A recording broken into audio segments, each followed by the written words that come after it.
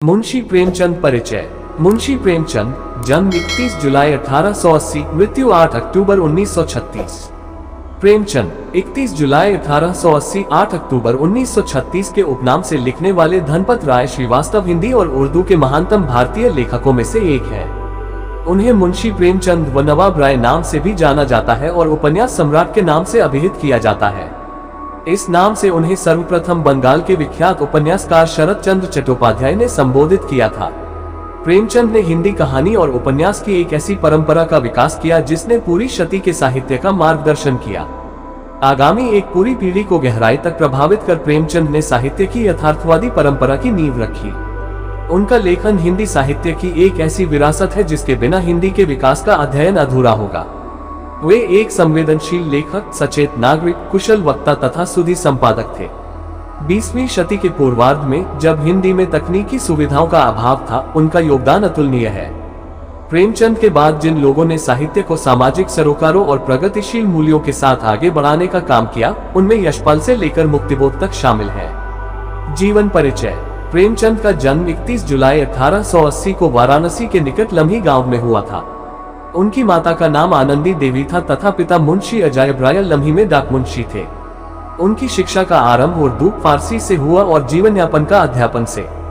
पढ़ने का शौक उन्हें बचपन से ही लग गया। 13 साल की उम्र में ही उन्होंने तिलिस्म में होशरुबा पढ़ लिया और उन्होंने उर्दू के मशहूर रचनाकार रत्ननाथ, शरसात, मिर्जा रुसबा और मौलाना शरर के उपन्यासों से परिचय प्राप्त कर लिया। 1898 में मैट्रिक की परीक्षा उत्तीर्ण करने के बाद वे एक स्थानीय विद्यालय में शिक्षक नियुक्त हो गए। नौकरी के साथ ही उन्होंने पढ़ाई जारी रखी। 1910 में उन्होंने अंग्रेजी, दर्शन, फारसी और इतिहास लेकर इंटर पास किया और 1919 में BA पास करने के बाद शिक्षा विभाग के इंस्पेक्टर पद पर नियुक्त हुए। 7 वर्ष की अवस्था में उनकी माता तथा 14 वर्ष की अवस्था में पिता का देहांत हो जाने के कारण उनका प्रारंभिक जीवन संघर्षमय रहा। उनका पहला विवाह उन दिनों की परंपरा के अनुसार 15 साल की उम्र में हुआ, जो सफल नहीं रहा। वे आर्य समाज से प्रभावित रहे, जो उस समय का बहुत बड़ा धार्मिक और सामाजिक आंदोलन था। उन्होंने विधवा विवाह का समर्थन किया और 1906 में दूसरा विवाह अपनी प्रगतिशील परंपरा के अनुरूप बाल विधवा शिवरानी देवी से किया। उनकी 3 संतानें हुई, श्रीपत राय, अमृत राय और कमला देवी श्रीवास्तव। 1910 में उनकी रचना सोजे वतन राष्ट्र का विलाप के लिए हमीरपुर के जिला कलेक्टर ने तलब किया और उन पर जनता को भड़काने का आरोप लगाया।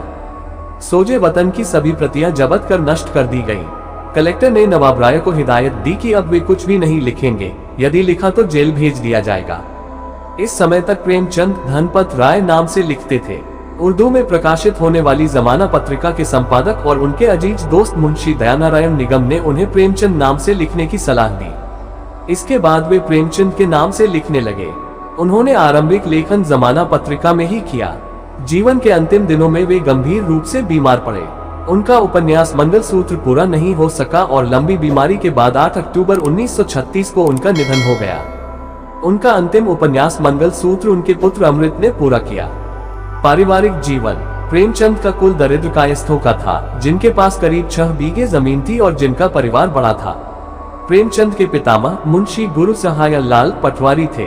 उनके पिता मुंशी अजायब लाल डाक मुंशी थे और उनका वेतन लगभग 25 रुपये मासिक था। उनकी मां आनंद देवी सुंदर, सुशील और सुघड़ महिला थी। 6 महीने की बीमारी के बाद प्रेमचंद की मां की मृत्यु हो गई। तब वे 8वीं कक्षा में पढ़ रहे थे। 2 वर्ष के बाद उनके पिता ने फिर विवाह कर लिया और उनके जीवन में विमाता का अवतरण हुआ। प्रेमचंद के इतिहास में विमाता के अनेक वर्णन हैं। ये स्पष्ट है कि प्रेमचंद के जीवन में मां के अभाव की पूर्ति विमाता द्वारा न हो सकी थी।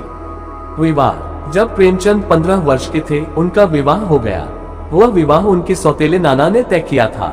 उस काल के विवरण से लगता है कि लड़की न तो देखने में सुंदर थी, न वह स्वभाव से शीलवती थी। वह झगड़ालू भी थी। प्रेमचंद के कोमल मन का कल्पना भवन मानो नींव रखते रखते ही ढह गया।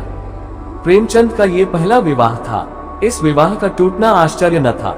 प्रेमचंद की पत्नी के लिए यह विवाह एक दुखद घटना रहा होगा। जीवन पर्यंत यह उनका अभिशाप बन गया। इस सब का दोष भारत की परंपरागत विवाह प्रणाली पर है, जिसके कारण यह व्यवस्था आवश्यकता से भी अधिक जुए का खेल बन जाती है। प्रेमचंद ने निश्चय किया कि अपना दूसरा विवाह वे किसी विधवा कन्या से करेंगे। ये निश्चय उनके उच्च विचारों और आदर्शों के ही अनुरूप था।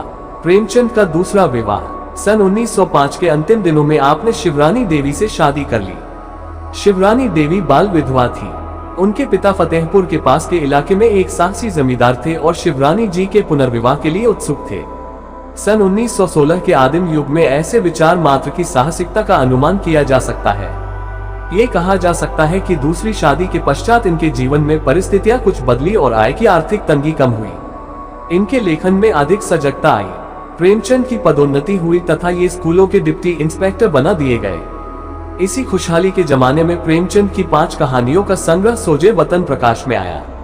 ये संग्रह काफी मशहूर हुआ। शिवरानी जी की पुस्तक प्रेमचंद घर में प्रेमचंद के घरेलू जीवन का सजीव और अंतरंग चित्र प्रस्तुत करती है।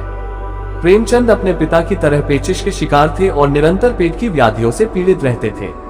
प्रेमचंद स्वभाव से सरल आदर्शवादी व्यक्ति थे। वे सभी का विश्वास करते थे, किंतु निरंतर उन्हें धोखा खाना पड़ा।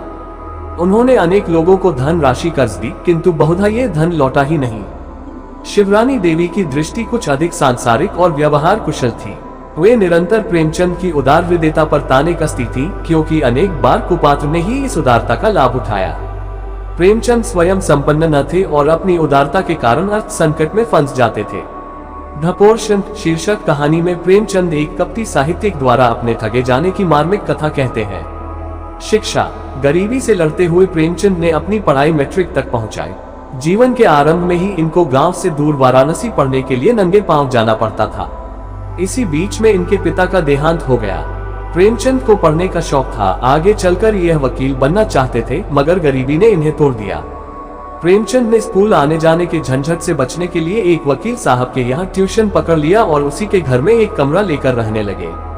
इनको ट्यूशन का 5 रुपया मिलता था। 5 रुपये में से 3 रुपये घर वालों को और 2 रुपये से प्रेमचंद अपनी जिंदगी की गाड़ी को आगे बढ़ाते रहे।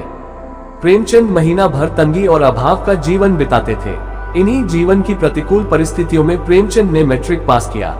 उन्होंने इलाहाबाद विश्वविद्यालय से अंग्रेजी साहित्य, पसियन और इतिहास विषयों से स्नातक की उपाधि द्वितीय श्रेणी में प्राप्त की थी। इंटरमीडिएट कक्षा में उन्होंने अंग्रेजी, दर्शन, फारसी और इतिहास साहित्य विषय के रूप में पढ़ा था।